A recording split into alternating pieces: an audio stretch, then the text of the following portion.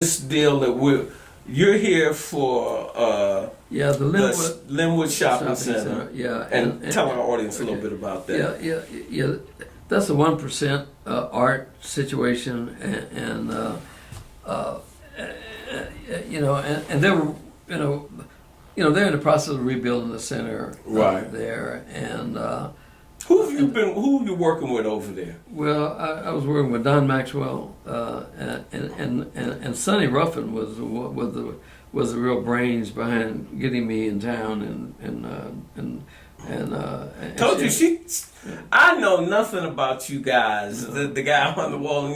Sonny has talked to me about you forever, and I still didn't know. And I'm so happy to meet you. I didn't know she had something to do with that. Yeah. And I got a piece at the Jazz Museum, that Miles Davis piece at the Jazz Museum, and I can't remember whether they got a Charlie Parker or not.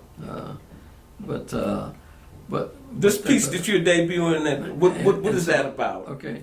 Well, what I wanted and the genesis of it. Yeah. Well, what I wanted to do was it's a new shopping center, and it was 1% for art, and what they were really looking for with the developers, and I'm not including Don, was they just wanted a piece of jazzy art, and they really actually wanted a collage hanging down.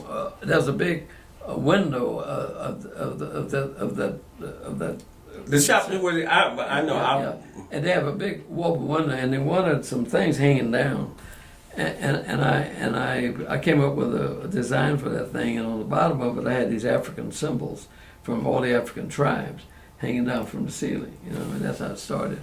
But I got to thinking about it, and I got to talk to Sonny, and and I said, Sonny, that's crazy, and they didn't have a lot of money for that thing.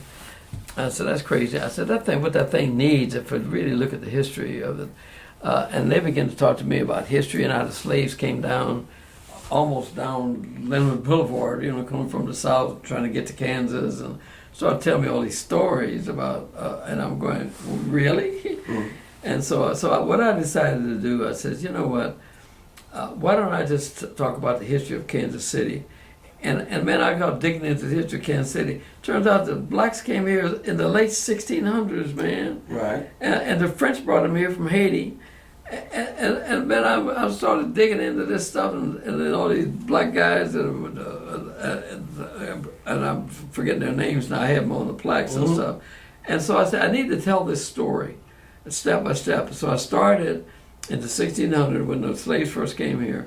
And I walked through early pioneers. I walked through the whole history of Kansas City with some bronze plaques. Now, in order to get people's attention,